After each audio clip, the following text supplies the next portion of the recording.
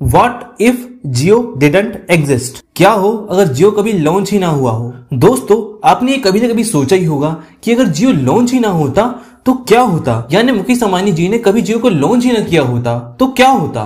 क्या हम इतना सस्ता डेटा यूज कर पाते? जवाब है हाँ, हम तब भी इतना सस्ता डेटा यूज कर पाते, क्योंकि इतना सस्ता डेटा जो हम यूज कर पा रहे हैं इसमें मुकेश अंबानी जी की नहीं, भारत सरकार की मेहरबानी है। नहीं समझे? इस वीडियो को पूरा देखिए, आखिर तक सब समझ जाएंगे। एक समय की बात है, एक उद्योग फल फूल रहा था जिसे हम टेलीकॉम इंडस्ट्रीज कहते हैं। इसमें बहुत सी कंपनियां थी जो अपने में कंपटीशन करती थी और मूल्यों का निर्धारण करती थी। वो तय करती थी कि कस्टमर्स कितने रेट में क्या खरीदेगा। लेकिन जैसे हर परफेक्ट कहानी में एक ट्विस्ट होता है, वैसे ही इस कहानी में एक बड़ा ट्विस्ट आया। साल 2010 से 2016 के बीच कुछ ऐसा हुआ जिसने टेलीकॉम इंडस्ट्री को तबाह कर दिया। टेलीकॉम इंडस्ट्री तो जैसे तबाह ही हो गई। अब वो अपनी कीमतों में रिचार्ज पैक नहीं बेच सकती थी। अब उन्हें मजबूरन सस्ता रिचार्ज पैक बेचना पड़ रहा था। अगर आप सोच रहे हैं कि उस समय में ऐसा क्या हुआ था जिसने फलते फूलते टेलीकॉम इंडस्ट्री को बर्बाद कर दिया, तो हमें टाइम में वापस जाना होगा। तो क्या आप टाइम ट्रेवल के लिए तैयार हैं? आइए 2010 में वापस चलते हैं। इस जर्नी के दौरान हम कई बार टाइम ट्रेवल करेंगे ताकि इस मुद्दे को आसानी से समझ पाएं। साल 2010, ये साल 2010 है।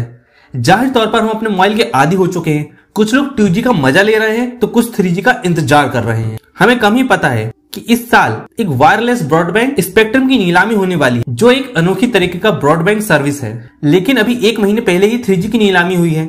बहुत सारी कंपनियों ने इसमें भाग लिया है, जैसे टाटा डोकोमो, एयरटेल, आइडिया, इन सब ने इसमें भाग लिया है।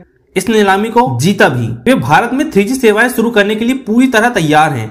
वायरलेस ब्रॉडबैंड नीलामी में इन दिग्गजों की दिलचस्पी नहीं थी, और होगी भी क्यों? ये एक ऐसा ब्रॉडबैंड कनेक्शन था जो टोटली वायरलेस था। इसमें कॉलिंग सुविधा भी नहीं थी, यानी इसकी स्पीड आपको उतनी ही मिलती जितनी उस समय में 2G मोबाइल में स्पीड मिलती, क्योंकि इंटरनेट की स्पीड सिर्फ वायर से बढ़ती है। अगर आपके पास ऑप्टिकल फाइबर केबल वाला कनेक्शन है तो उसमें आपको तेज स्पीड का इंटरनेट मिलेगा, लेकिन वायरलेस में आपको 2G के बराबर ही इंटरनेट मिलता, चाहे आपके पास डोंगल हो या चाहे कोई सिम कार्ड। तो ये लगभग मोबाइल इंटरनेट के बराबर ही था। इसलिए बाकी कंपनियों ने इस नीलामी में भाग नहीं लिया। लेकिन वहां एक इन्फोटेल नाम की कंपनी ने अपना नाम दर्ज कराया और उसने इस नीलामी में भाग लिया। इस नाम को अच्छे से याद रखिएगा, इन्फोटेल। इसके बारे में हम आगे बात करेंगे। स्पेक्ट्रम में भाग लेने के नियमों में से एक नियम यह है कि आपके पास करीबन 2,500 करोड़ रुपए होने चाहिए। अब चूंकि ये नीलामी कैश में नहीं होती है तो इसमें एक बैंक गारंटी चाहिए होती है। दिलचस्प बात यह है कि इन्फोटेल की कुल संपत्ति 2.5 लाख करोड़ ही है। आप अंदाजा लगा सकते हैं कि यह कंपनी कितनी छोटी है ना? इसमें बड़ा सवाल यह है कि इतनी छोटी कंपनी को बैंक गारंटी देने का जोखिम भला कौन सा बैंक उठाएगा? जवाब है एक्सिस बैंक। एक्सिस बैंक किसी तरह बैंक गारंटी देता है और कंपनी नीलामी में पात्र हो जाती है। सोचो आगे क्या हुआ होगा? कंपनी ये नीलामी जीत जाती है और wireless broadband services Infotel company को मिल जाती हैं। अब साजिश में सबसे बड़ा ट्विस्ट निलामी जीतते ही आया।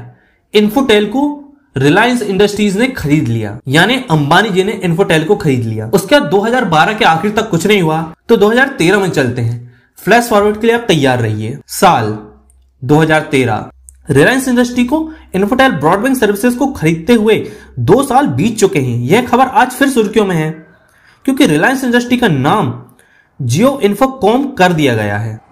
तो कुछ पक रहा है और चीजें उतनी सीधी नहीं है जितनी लग रही हैं। इसने रिलायंस के ऊपर आरोपों की बारिश कर दी। यह आरोप लगाया जाता है कि इन्फोटेल शुरू से ही रिलायंस इंडस्ट्री की एक डमी कंपनी थी। इस तरह रिलायंस इंडस्ट्रीज ने एक डमी कंपनी का इस्तेमाल करके इस नीलामी को जीता, वो भी बहुत ही कम दामों में। ये दाम इतना कम था कि इसे बेचकर सरकार को भी 20,000 करोड़ रुपए का नुकसान हुआ था। फिर भी इस स्पेक्ट्रम को बेचा गया और अंबानी जी की रिलायंस कंपनी ने इसे खरीदा।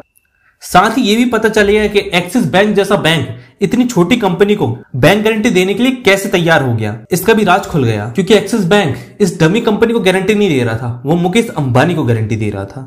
अब 2010 में वापस चलते हैं। साल 2010, अब ये वो साल था जिसमें अन्य दूरसंचार कंपनियों को इस स्पेक्ट्रम में बिल्कुल भी दिलचस्पी नहीं थी, क्योंकि एक आम डोंगल सर्विसेज थी जिसमें वॉइस कॉल की भी कोई अनुमति नहीं थी। नीलामी के पहले ट्राई ने स्पष्ट किया था कि स्पेक्ट्रम बिना वॉइस कॉल सेवाओं वाले वायरलेस ब्रॉडबैंड के लिए था, लेकिन हमारे आश्चर्य के लिए इस साल सरकार स्पेक्ट्रम में वॉइस कॉल की अनुमति देकर एक फ्लिप ले रही है। इसे न्यूनतम माइग्रेशन शुल्क के साथ एक पूर्ण दूरसंचार स्पेक्ट्रम बना रही है। यानी आप समझ रहे होंगे कि जो सिर्फ एक ब्रॉडबैंड सर्विसेज थी, इसमें वॉइस कॉल भी जोड़ दिया गया और इसे धीरे धीरे करके एक पूरा स्पेक्ट्रम बना दिया गया। यानी बाकी कंपनी ने जो स्पेक्ट्रम लिया वो सिर्फ कॉलिंग के लिए था, यानी मोबाइल सर्विसेज के लिए था, लेकिन इन्फोटेल ने जो स्पेक्ट्रम लिया वो एक ब्रॉडबैंड सर्विसेज के साथ साथ एक कॉलिंग सर्विसेज भी दे रहा था, जिसमें उन्होंने बाद में एसएमएस सर्विसेज भी दे दिए, जो फुल एक स्पेक्ट्रम बन गया। और चूंकि इन्फोटेल के पास पूरा स्पेक्ट्रम था पूरे देश का, और ये कंपनी रिलायंस के पास थी, तो ये सारा का सारा स्पेक्ट्रम रिलायंस को मिल गया। और इस स्पेक्ट्रम की बेचने की कीमत इतनी कम थी कि सरकार को खुद 20,000 करोड़ रुपए का नुकसान हुआ, और इतने नुकसान के बाद भी सरकार ने इसे बेच दिया। टेलीकॉम इंडस्ट्री हिल गई। उन्होंने सामूहिक रूप से आरोप लगाया कि उन्हें पता ही नहीं था कि स्पेक्ट्रम में फ्री वॉइस कॉल भी दी जा रही है। अगर उन्हें पता होता तो वो भी नीलामी में भाग लेते, लेकिन अब बहुत देर हो चुकी थी। सिर्फ एक कंपनी को ये सारा का सारा स्पेक्ट्रम मिल गया था, यानी पूरे देश में अब इसका यूज कर सकती थी। उनके बीच में अब कोई नहीं आता। समय बीतता गया, चीजें सम्मान होती गई, लेकिन यह तूफान से पहले की शांति थी। साल 2016, 3 साल बीत चुके हैं। आज 5 सितंबर 2016 है। कुछ इतना अनोखा हो रहा है कि ये हमारे द्वारा डेटा यूज करने की तस्वीरों को पूरी तरह बदल रहा है। टेलीकॉम इंडस्ट्री पहले से ही ऊपर से नीचे तक हिल चुकी थी। भारत दुनिया में सबसे सस्ता डेटा देने की कगार पर है और कस्टमर्स बहुत खुश हो रहे हैं। रिलायंस का दरवाजा सबके लिए खुल चुका है और सब को फ्री डेटा, कॉलिंग, एसएमएस मिल रहे हैं, जो कि वेलकम ऑफर कुछ इस तरह है कि पूरे देश में तूफान मच रहा है। यह देश में पहली बार हो रहा है कि लोकल एसटीडी कॉल के साथ 4G सेवाएं दी जा रही हैं, और वो भी सब कुछ फ्री। हमें सिर्फ एक जियो सिम खरीदना है। आप सोच रहे होंगे कि भारत का सबसे अमीर आदमी ही ये काम कर सकता है, सबको मुफ्त में दे सकता है, लेकिन ऐसा नहीं है। सच कुछ और है। हकीकत यह है कि उन स्पेक्ट्रम को काफी कम कीमत में बेचा गया। अगर बाकी टेलीकॉम कंपनियों ने भी इस स्पेक्ट्रम को खरीद लिया होता तो वो भी इतना सस्ता डेटा हमें दे पाती। आप किसी भी कंपनी का नाम ले सकते हैं। अगर टाटा डोकोमो ने खरीद लिया होता तो वो भी हमें इतना सस्ता डेटा देता। वो एयरटेल ने खरीद लिया होता, आइडिया ने खरीद लिया होता, या वोडाफोन ने खरीद लिया होता। किसी भी कंपनी ने इस स्पेक्ट्रम को खरीद लिया होता तो वो भी हमें इतना सस्ता डेटा दे पाती। चाहे वो बीएसएनएल हो, वो भी हमें दे पाता। अब भले ही हमें कस्टमर के रूप में बहुत खुश हो, फ्री का डेटा यूज करते हुए हमें मजा आ रहा है, लेकिन एक तरफ एक पूरा उद्योग, एक पूरी इंडस्ट्री जिसे हम टेलीकॉम इंडस्ट्री कहते हैं, वो अब बर्बाद हो चुकी है।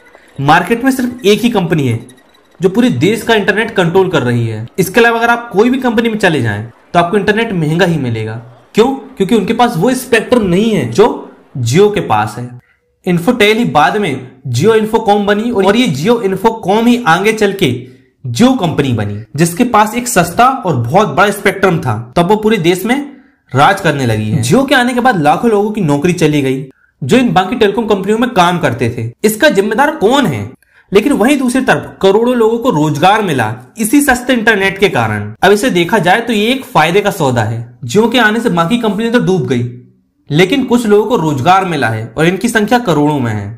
इसे ऐसे समझ सकते हैं आप कि जियो के आते ही लोगों ने मुफ्त का डेटा यूज किया, खुद को इंटरटेन किया, बाकियों को इंटरटेन किया, और बस मुफ्त का डेटा यूज करते रहे। लेकिन इनमें से ही कुछ लोग ऐसे निकल के आए जिसने इस डेटा का अच्छे से यूज किया। डेटा मुफ्त में मिल रहा था और अब वो करोड़पति बन चुके हैं। इनमें से बहुत सौ को आप सोशल मीडिया में जानते हैं। ये सब उसी फ्री इंटरनेट का यूज करते हुए अब करोड़पति बन चुके हैं, और कुछ लोग सिर्फ गद्दे में पड़े पड़े इस इंटरनेट का यूज करते हुए आराम फरमाते रहे, और आज उन्हें ये डेटा बहुत महंगा लग रहा है, जो कि वास्तव में है।